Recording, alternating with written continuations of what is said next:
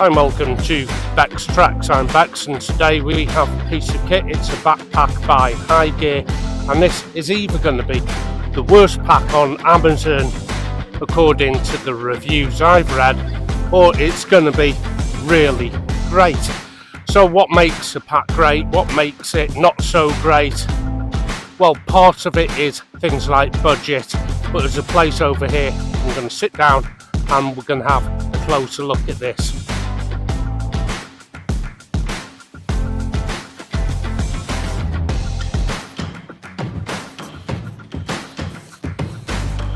So it is a ruck. It's 65 litres. It is called the Tibet and it's 65 plus, and I'll explain that in a minute. I've packed it to the hilt.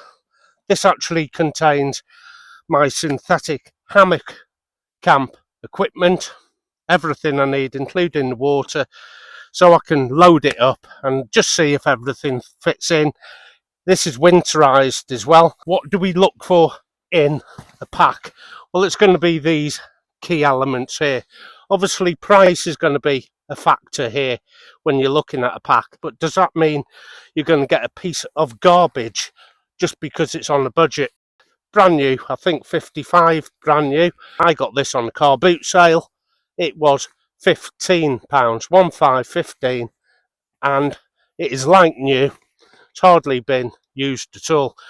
So even if you buy new, these are well in the budget range. Now we're going to start on the outside, work our way around, then we can come to the inside of the pack and have a look for things such as extra pockets for water, hydration, etc.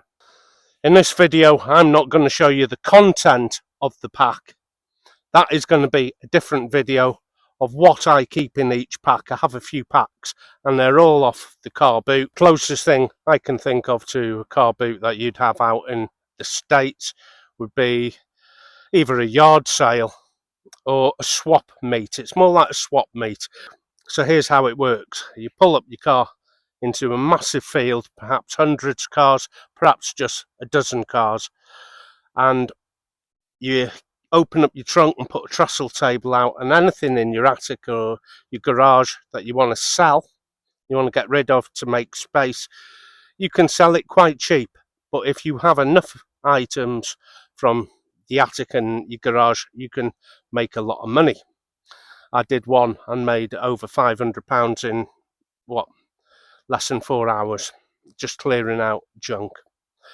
And then people like me come along and buy your junk. I got it for 15 UK pounds. That's going to be nearly 19 US dollars at the time of recording. I'll put the actual conversion here. So at the time of recording, that's how much it cost me. Durability we come to next, which is the key thing that is going to make this the point whether you're going to buy one or not. I haven't found anywhere where there is a max load weight on this pack. I've had this pack a few weeks. I have no idea how many kilos I have in, but I do have a scale. I'm going to show you how many kilos I have in my pack. And remember, this is including the water in the form of bottles on the side here, but not the food. So I am going to weigh this now with a luggage scale.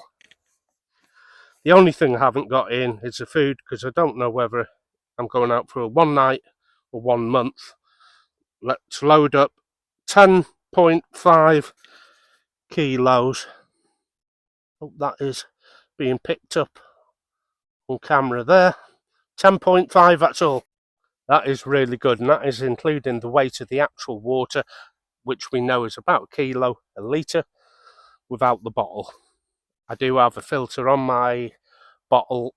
The only thing that isn't in here is the actual food, because it's pre-packed, ready to go.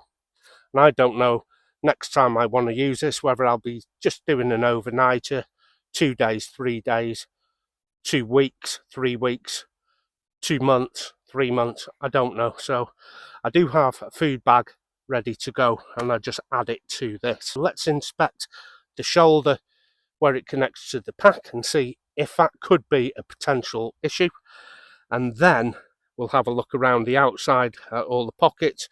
I'll empty everything out. You're not going to see me emptying that out. That'll be a different video. To orientate you, this is the hood, casualty evacuation strap, load lifters at the top of the pack, and then the shoulder strap. It's this bit here where it is sewn to the actual floating back frame, which we'll come to in a minute obviously, but this here is where you're going to have a look at for a weak point, whether it started to tear. As you can see, all the stitching here is intact so far. If I do see it coming undone, coming apart, I do carry a sewing kit, and it'd be very easy to sew this part here back onto the floating frame. Do look out for this issue if you are buying one pre-loved. Now we're going to have a look at the external pocket. The back is fully adjustable by lowering and raising this back plate here, and it can be locked in place just by pulling down on the straps. I have mine quite low. If you have a larger back, loosen it and it will pull up and lock it off. So for me, I have it about here. That's locked off. Tracking pole loops, they are double elastics. So if you're trying to get your OS map and compass in, don't slide it in bottom first and then wonder why you can't get it in at the top here, because the pocket exceeds much further up towards the snow collar here. Get your OS map, put it in this way quite quickly. I don't like keeping the map there. I'd rather have it on the cargo pocket on my leg, to be quite honest. But look at the size of the cargo carrier, 5 litres it claims. That's well bigger than 5 litres, I can tell you, and it has gone under the hood. So that is all the back of this demonstrated, other than this, which is the pad roll carrier at the bottom. Simple QR clips will release the roll mat, and it is carried on the front of the pack. However, if I turn it round and open up the straps at the bottom, I can, if I want, carry it underneath the pack. Carry it underneath, comes up to a fitted C-clip, stitching very robust for that, and I can lose the loop at the bottom, pull that tight. I've lost the loop at the bottom, extend the QR clip strap, over it comes and onto the QR female, which is there, ×1 and ×2, as quick as that. Let's come to the side of the pack. The side of the pack is quite useful because it has a very deep water bottle pocket, if that's what you want to keep in it. And again, it is secured by QR clips, in this case are aluminous, so I can't really confuse that to the fastener for the hood, which is grey. You'll see behind the bottle is this here. It's kind of like a documents pocket. It's not very deep, but I do carry my tent stakes and poles for the mono table. I've weighed the pack with all the content. My carry weight here is somewhere around 10.5 kilos, including the water. Top of the hood is a fitted snow collar on a cinch toddle. Under here, a pocket. Now I keep my smalls kit in here, which would be the batteries for the head torch, maybe the head torch itself. What else? My ablutions kit and things like that, and repair kit. I tend to put my medi pack on the outside of the pack so it is visible for others to see, just in case I get knocked unconscious, dog walker finds me and they might not have the inclination to look in the pack. they'll see it on my pack. Half moon pocket, there's where I keep my hammock straps, and a full tarp that I like to carry loose. That idea is going to drive some people absolutely balmy, but to be quite honest, it's still incredibly quick drying. So whatever argument you have against doing that, then do it differently. Put your tarp obviously in a stuff sack first and roll and fold it and do whatever you want. But it does fit into there to give you kind of a clue what fits into this hood here.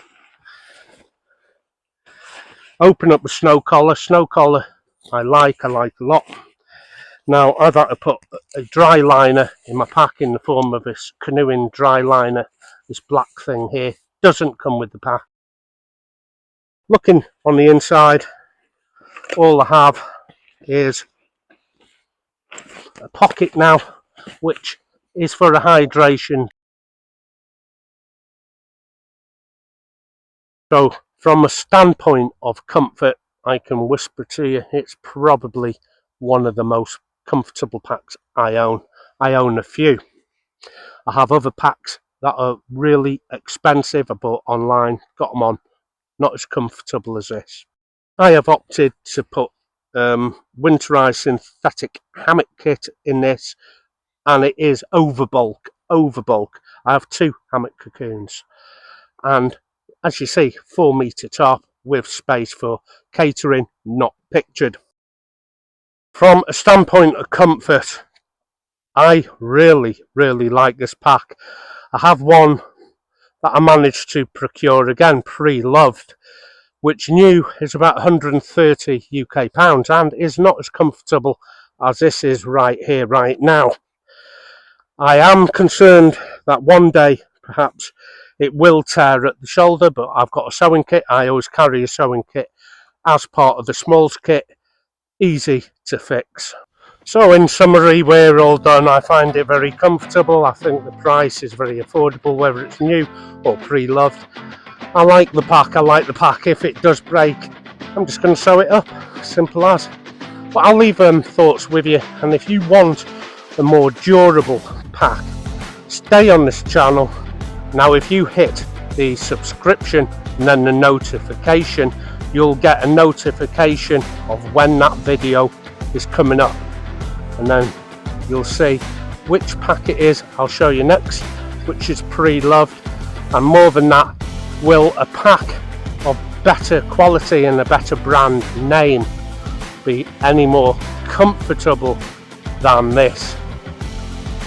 So until we get to that video, thanks for joining me and happy trails.